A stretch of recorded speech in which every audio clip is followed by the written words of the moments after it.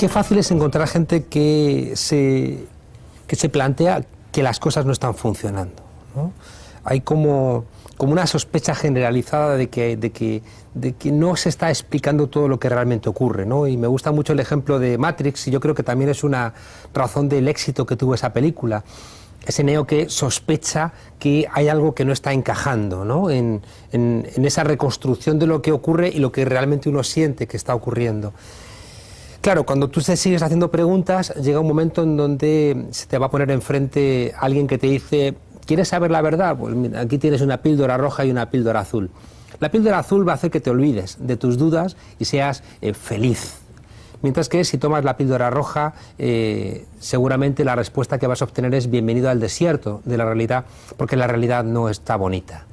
Yo creo que por eso hay mucha gente que está planteando que vivimos en un tiempo en donde nos toca ser optimistas trágicos, ¿no? O pesimistas esperanzados. Un optimista es un idiota simpático y un pesimista es un idiota antipático. Y se trata de intentar no ser idiotas. Lo solventamos dándonos cuenta de que hay demasiados rotos en nuestra sociedad y la necesidad de tener alguna esperanza, porque sin esperanzas caemos en el inmovilismo, caemos en la reacción. Y por eso tenemos esa lucha constante de contraponer, como decía Gramsci, al pesimismo de la inteligencia, el optimismo de la voluntad. Y eso nos obliga a decir qué hacemos. Si yo fuera músico hubiera hecho una sinfonía, o si fuera abogado habría hecho una querella contra los responsables de este desaguisado, pero como soy un humilde profesor, pues he hecho un libro intentando dar herramientas para que podamos cuando menos saber lo que ocurre. Hay que reconstruir las ideologías. Tú no puedes decir yo soy de izquierdas, pero luego llegas a casa y maltratas a tu mujer, o dices yo soy de izquierdas porque estoy a favor de la redistribución de la renta, pero maltratas a los inmigrantes, o no tienes ningún tipo de compromiso ecológico. Las ideologías hay que reconstruirlas. O el mundo del trabajo, que antes nos daba nuestra subjetividad. El mundo del trabajo nos ayudaba a saber quiénes éramos. Te mirabas en el espejo y tu condición laboral te contaba quién tú eras. Pero cuando de repente la media de un trabajo en Europa no llega a los 2 años, cuando de repente no tienes trabajo fijo, estamos como en esa película Full Monty, donde al final esos parados de larga duración tienen que hacer un striptease masculino para ganar algo de dinero. Y la metáfora es muy buena, porque cuando no tienes trabajo, pues estás desnudo.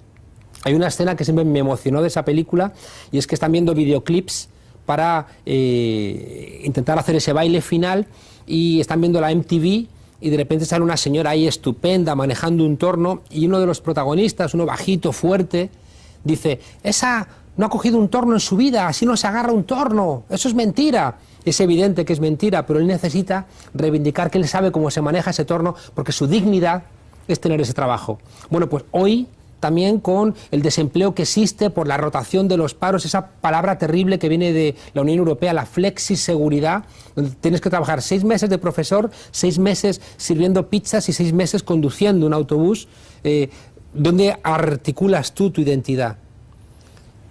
España, hay gente que se le llena la boca de España, y no será porque España maneja algún tipo de respeto a las españolas y españoles, cuando buena parte de lo que consumimos culturalmente viene de fuera. ¿Dónde está realmente una identidad construida a través de la oralidad, a través de nuestras tradiciones? Eso desaparece con esta mercantilización que nos ha llevado a un mundo McDonaldizado, un mundo globalizado.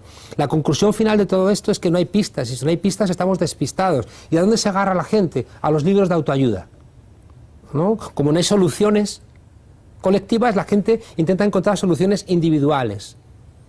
¿Quién se ha comido mi queso? Las zonas erróneas, el monje que vendió su Ferrari, yo qué sé, el caballero de la armadura oxidada. Soluciones individuales a problemas que son colectivos. Y por eso yo escribí este libro como un libro de autoayuda colectiva. Es decir, entendiendo que las verdaderas soluciones son las que nos damos entre todos. Y para ello lo primero es, insisto, quitar los velos, desbrozar la maleza para que veamos realmente qué ocurre, y después que recuperemos un principio tradicional del pensamiento crítico. Y es que si no te duelen las cosas no las vas a querer cambiar. Hay una ecuación que para mí es mágica, y es mágica porque consigue cambiar las sociedades, que es la que plantea doler, saber, querer, poder y hacer. Cuando tú identificas el dolor y lo conviertes en conocimiento y sabes cuál es el origen de ese dolor, tú vas a buscar cambiar ese dolor. Ya tienes doler, saber y querer. Ya tienes 3 fases, solamente porque has hecho el esfuerzo de intentar identificar cuál es el origen de eso que te duele. Cuando tú sabes por qué te duele y quieres acabar, buscas el cómo, y ahí viene el momento político. Ya tienes doler, saber, querer y poder. Y cuando realmente tienes las fuerzas para cambiar, ya haces la transformación. Y por tanto, esa ecuación se desliza hacia sociedades más emancipadas. Pero si tú estás atascado en la primera fase, si tu dolor no lo conviertes en conocimiento, tienes un dolor que no sirve para nada. Es un dolor que no se va a convertir nunca en un dolor con capacidad de transformación política. Es como esa gente que está anclada en la anorexia, en la bulimia, o está anclada en esa infelicidad porque no puede acceder a ese nivel de consumo que le ha dicho la televisión, que si no lo obtiene es una persona fracasada. Yo creo que lo que he buscado con este libro es construir un espejo donde desde la dignidad de cada persona, porque somos finitos y por tanto somos irrepetibles y por tanto somos sujetos de dignidad, que cada uno de nosotros y de nosotras podamos en ese espejo encontrar las raíces de lo que nos impide crecer. Y eso implica reflexión, eso implica herramientas, por lo que decía al comienzo, porque la realidad no es evidente y porque hay mucha gente interesada en que anestesiemos nuestro dolor. Vivimos en sociedades saturadas audiovisualmente, sociedades donde dices, estás triste, compra, estás aburrida, compra, te sientes sola, compra. Como que se han caído todos los edificios, pero solamente quedan en pie los grandes centros comerciales.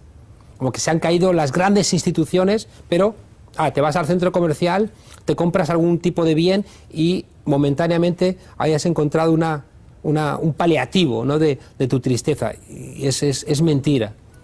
Es mentira. Unos medios de comunicación que van a intentar ocultar que hay mucha gente como tú, que tiene las mismas dudas que tú, que le duelen las mismas cosas que te duelen a ti, que no es cierto que tú seas anacrónico, que seas inferior, que estés obsoleto, que estés loco, que seas un marginal. No es cierto.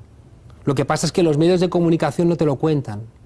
Al final hay un gran modelo. En Estados Unidos no hay pobres. Y uno dice, ¿cómo que no hay pobres? Si hay 40 millones de personas que prácticamente no tienen ni siquiera techo. Y te van a decir, no hay pobres porque lo que hay son perdedores. Lo que hay son losers. Y la diferencia entre un loser, entre un perdedor y un pobre, es que el perdedor es responsable de su fracaso, mientras que el pobre puede haber algún tipo de explicación social. Si nosotros interiorizamos que lo que nos pasa es responsabilidad nuestra, porque no hemos estudiado chino mandarín por la noche, en internet a las 3 de la mañana, porque no trabajamos 16 horas, porque hemos cometido el terrible pecado de querernos ir al cine o leernos una obra de literatura y por eso no has encontrado trabajo. Claro, si hemos interiorizado eso, el dolor se va a convertir en un dolor individual y por tanto no va a ser un dolor capaz de mejorar nuestras sociedades. Ya digo que todo eso son elementos difíciles de entender, como que hay que dinamitar las palabras, nos están matando con adjetivos, ¿no? Es muy espectacular cómo en Bolivia a la gente que vive en la calle las llaman desechables. Y si una persona es desechable, ya no sirve para nada. Los romanos llamaban a los esclavos instrumenti vocali, es decir, eran instrumentos como los bueyes, que eran instrumenti pero no hablaban. Estos eran instrumentos que hablaban. Pero claro, cuando tú llamas a alguien un instrumento vocal, no es un ser humano. Los nazis llamaban un Menschen a los judíos antes de exterminarlos. Si a la mujer la denominas como sumisa, bruja, puta, estás obligándola a esa situación de subordinación. Si en vez de hablar de desempleo o en vez de hablar de despidos, hablas de ajuste de plantillas. Estados Unidos nunca ha hablado de corrupción, o el Fondo Monetario hablan de ajuste unilateral de cuentas no asignadas. Entonces, no entiendo nada, ¿no? O Juan Pablo II nunca tuvo el coraje de admitir los casos de pederastia que lastraban a la Iglesia Católica, sino que decía que el Mysterium Iniquitatis había caído sobre el seno de la Iglesia. Estados Unidos no habla de muertos, habla de daños colaterales. No decimos que hay un estancamiento, decimos que hay crecimiento cero. Es decir, todo es una construcción de palabras que nos roba la posibilidad de pensarnos a nosotros mismos. Yo creo que uno de los elementos que tenemos que lograr es recuperar el control de las palabras. El lenguaje nos habla y tenemos que darnos cuenta de que el lenguaje lo tenemos que hablar nosotros. Tenemos que ser dueños del diccionario, tenemos que ser dueños de nuestras metáforas. ¿Cómo vamos a respetar a otras gentes de otros países si seguimos manejando metáforas como esto es una merienda de negros, no seas gitano, ese no ayuda porque es un judío, no hagas el indio? Es decir, ¿cómo vamos a poder respetar a esos pueblos si tenemos interiorizadas metáforas que los subordinan? Es imposible, ¿no? Y por supuesto otras metáforas como caer en la tentación, con lo bonito que sería subir a la tentación en vez de caer en ella, ¿no? Todo esto yo creo que nos obliga, ya digo, a hacer una reflexión profunda para transformar nuestras sospechas en conocimiento, nuestro dolor en saber, nuestra confusión en algún tipo de certezas. Porque en mitad de todo este ruido sigue habiendo gente que presenta su privilegio como un interés colectivo. En mitad de todo este ruido, donde crecen las cifras de desempleo, donde sigue habiendo 1.000 millones de personas que no tienen para comer, donde cada vez el acceso a agua potable, a educación, a sanidad, se convierten en logros casi inalcanzables, hay minorías que se están quedando con la mitad de las riquezas del planeta. En la propia España tenemos que ver que al tiempo que nos hacen planes de ajuste durísimos, que nos bajan el salario, que nos aumentan las exigencias para tener una pensión digna, que alargan la edad de jubilación, que nos pretenden argumentar que estamos viviendo por encima de nuestras posibilidades, vemos que los índices de la bolsa vuelven a batir récords históricos. Y uno tiene la sensación, ¿nos tratan como idiotas? ¿O es que realmente somos idiotas?